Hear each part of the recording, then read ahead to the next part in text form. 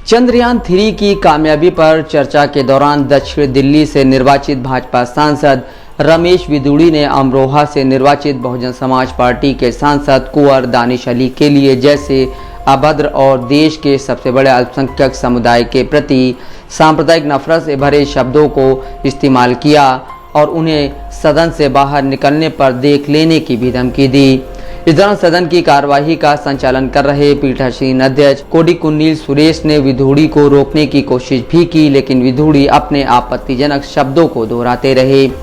हैरानी की बात यह भी रही कि जिस समय विदुड़ी ऐसा कर रहे थे उस समय उनके ठीक पास बैठे पूर्व स्वास्थ्य मंत्री डॉक्टर हर्षवर्धन और उनके पीछे बैठे पूर्व कानून मंत्री रविशंकर प्रसाद सब कुछ सुनकर हंस रहे थे।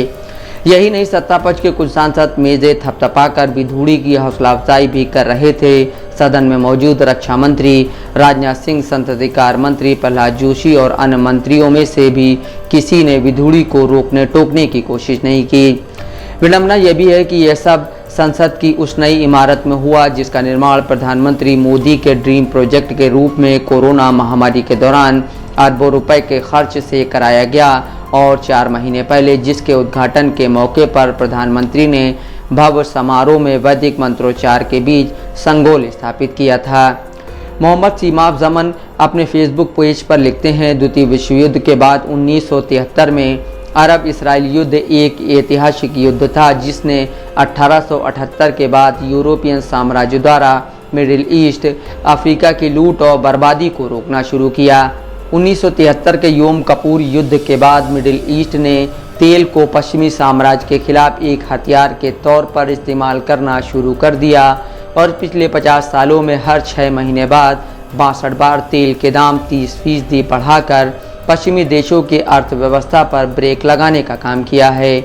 जमन आगे लिखते हैं, इसी तेल के पैसे से पश्चिमी देशों से हथियार खरीदकर 1989 में सोवियत संघ को अफगानिस्तान में हराकर सेंट्रल एशिया के मुस्लिम देशों को आज़ाद कराया।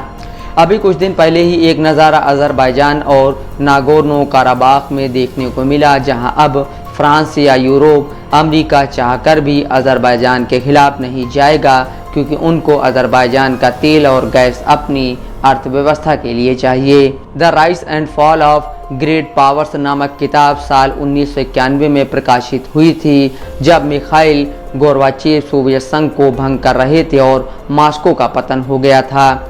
जमन लिखते हैं, भारत में बाबरी मस्जिद विध्वंस के दौरान पूरे भारत में दंगे हो रहे थे। अमरीकी नेतृत्व वाले गठबंधन ने खाड़ी युद्ध में सद्दाम हुसैन की सेनाओं को कुवैत से निकाल दिया था।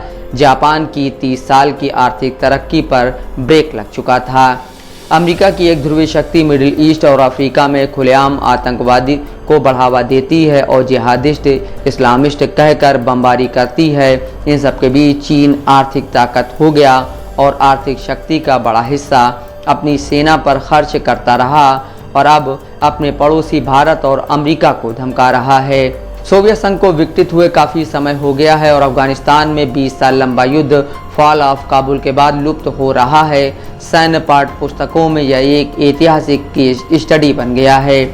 दुनिया के दूर दराज के क्षेत्रों में अमेरिकी रणनीतिक हित का 90 साल का विस्तार खत्म हो गया। मिडिल ईस्ट और चीन की आर्थिक ताकत ने भू राजनीति को 1878 के बाद बदल दिया। सऊदी अरब के प्रिंस मोहम्मद बिन सलमान फॉक्स न्यूज़ को दिए इंटरव्यू में कहते हैं, अगर ईरान को परमाणु हथियार दुनिया देती है तो सऊदी अरब को भी परमाणु हथियार देना चाहिए।